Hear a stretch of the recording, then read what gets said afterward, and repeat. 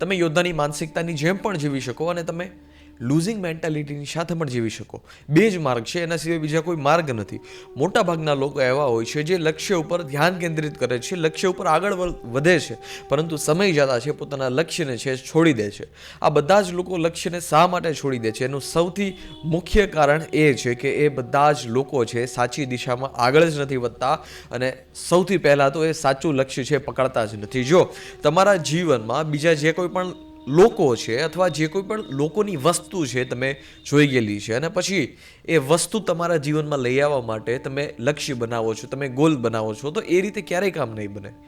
અત્યારે તમે બાળકોને જોવો તો બાળકોના ડ્રીમ છે કેવી રીતે ફરતા હોય, બાળકોના સપના છે કેવી રીતે ફરતા હોય. જેવી રીતે બાળકોના સપના છે એમાં દિવસ અને રાત બધી વસ્તુમાં ફેરફાર આવતો જ હોય. આજે એને કંઈક બનવું હોય તો કાલે અને બીજું કંઈક બનવું હોય.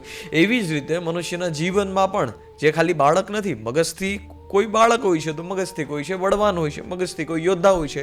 એમાં બહુ કંઈ ખાસો અને એટલો બધો ફરક પડતો નથી, પરંતુ ખાસ રૂપે બાળકોના જીવનમાં જોવા મળે. કેમ કે મોટા જેટલા પણ લોકો છે, હવે એ બધા લોકોમાં જીવનમાં છે ઘણી બધી રિસ્પોન્સિબિલિટી આવી જાય, પછી એને નિભાવવી પણ પડે. જીવનમાં તમે જ્યારે તમારો પાથ ક્લિયર ના હોય ને તમે એવી જવાબદારી લઈ લો છો કે જે જવાબદારી તમારે એટલી વહેલી લેવી જ ના જોઈતી હતી, ને પછી છે એ જીવનમાં ખોટો સંઘર્ષ થાય છે. પછી તમે એવી રીતે કામ કરો છો કે બસ કામ કરવાને ખાતર તમે કામ કરો છો.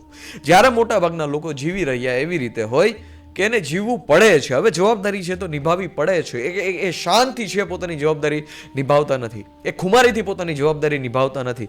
આ મોટાભાગના લોકો છે જ્યારે પોતાના લક્ષ્ય ઉપર કામ ચલાવવાનું કામ કરે છે, કામ કરવાનું શરૂ કરે છે, ત્યારે મોટાભાગના લોકો જ છે જે પાછળ રહી જાય છે, પોતાના લક્ષ્યને જ ભૂલી જાય છે, અને બાકી બધી વસ્તુ છે એ પ્રાયોરિટી બની જાય છે.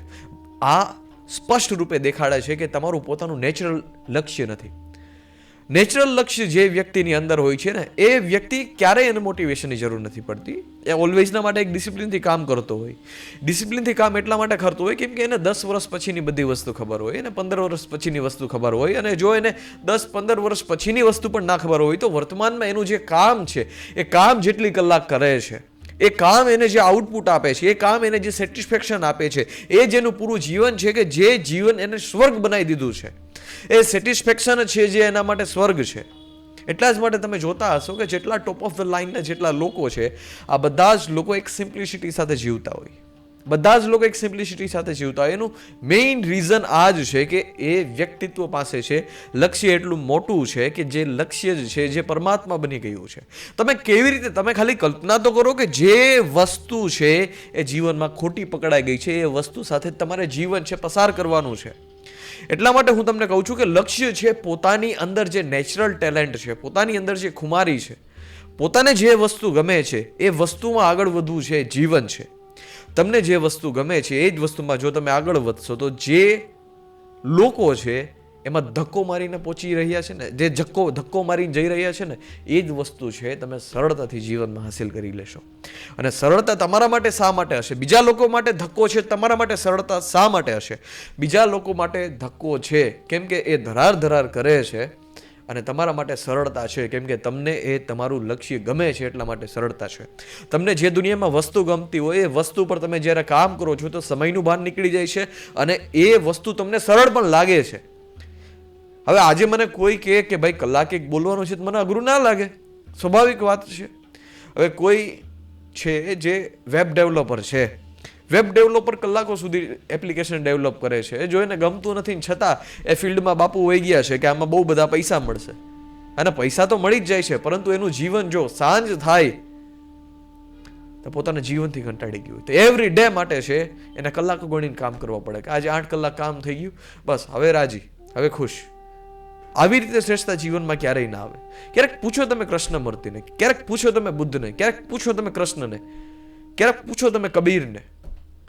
આ કામ છે જે એ જ જીવન છે, એનાથી મોટું કંઈ જીવન નથી. અને તમે જો એ પાથ ઉપર આગળ વધી રહ્યા છો, એ કામ જ છે જે ખોટું પકડી લીધું છે, તો પછી માય ડિયર આ એક રોગ સમાન તમારા જીવનમાં હશે. અને આ રોગને જેટલો જલ્દી છે આપણા જીવનમાંથી કાઢશું એટલું જ ફાયદાકારક છે આપણું જીવન બનશે. અને તમને બે હાથ જોડીને કહેવા માંગુ છું કે બે વસ્તુ છે જીવનમાં, જો તમારી પાસે સર્વશ્રેષ્ઠ હશે તો દુનિયાની કોઈ પણ પરિસ્થિતિ છે એ સાથે લડવા માટે તમે બહુ તૈયાર હશો. એક બળવાનની માફક તમે લડશો દુનિયાની કોઈ પણ પરિસ્થિતિ સાથે. નંબર વન છે તમારું વર્ક, કે જે વસ્તુ ઉપર તમારે જઈને દરરોજ સવારે કામ કરવાનું છે એ જ તમારી ખુશી બની જશે, એ જ તમારી હેપીનેસ બની જશે, એ જ તમારા પરમાત્મા બની જશે. અને બીજી વસ્તુ છે જીવનસાથી. બીજી વસ્તુ છે જે તમારા હાથમાં નથી. એટલે ફક્ત ને ફક્ત આપણે ફોકસ છે એક જ વસ્તુ પર કરવાનું થાય છે, એ છે આપણું કામ. જો તમે એવા કામને પસંદ કરી લીધું છે જે કામ તમને પસંદ નથી તો એને બદલી નાખો. તમને એવું લાગે છે કે મેં જે કામ પસંદ કર્યું છે એ કામમાં મને મજા નથી આવતી અને હું ડેઈલી માટે સ્ટ્રેસની રીતે જીવન ના જીવી શકું, તમારો પણ ગ્રોથ નહીં થશે અને તમારી જેટલી ક્ષમતા છે, તમારું જેટલું મેક્સિમમ આઉટપુટ હશે, આ મેક્સિમમ આઉટપુટ સુધી છે તમે કામ નહીં કરી શકશો.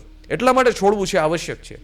કોઈ પણ રોગ થાય, કોઈ પણ સડો થાય, એટલે સડો થાય એટલે એને કાપવું જ પડે. અને જો તમે કાપો નહીં તો સડો છે એ બધી જગ્યા ઉપર ફેલાઈ જાય. એટલે જીવનમાં ક્યારે પણ એ ભૂલ નહીં કરવાની કે કામ ખોટું છે એ આપણે પકડી લઈએ નહીં. ભલે એમાં કોઈ પણ પૈસા મળે, કામ ખોટું ક્યારેય નહીં પકડવાનું. ઇતિહાસમાં એવા પણ મુદ્દા દાખલ છે. ઇતિહાસમાં એવા પણ લોકો છે કે જે ઓછું કમાણા અને શ્રેષ્ઠ રીતે જીવન જીવ્યા. શ્રેષ્ઠ રીતે જીવન એટલા માટે જીવ્યા કેમ કે એની પાસે કામ જબરદસ્ત હતું. અને ઇતિહાસમાં એવા પણ લોકો મોજૂદ જ છે, તમે જોતા જશો, જેની પાસે લોટ્સ ઓફ પૈસા છે છતાં એક સ્ટ્રેસમાં જીવન જીવે છે, છતાં એવી રીતે જીવન જીવે છે કે બસ એને જીવન જીવવું પડે છે આ સોસાયટીની સામે સાબિત કરવા માટે. બીજો માર્ગ છે, એને ક્યારેય ચૂઝ ના કરો. કામ જ એવું પસંદ કરો કે જે કામ જ તમારો આરામ બની જાય. કામ જ એવું પસંદ કરો કે જે કામ છે તમારું પરમાત્મા બની જાય. કામ જ એવું પસંદ કરો કે જે કામ તમે કરવા બેઠો તો સમયનું ભાન છે તમને નીકળી જાય.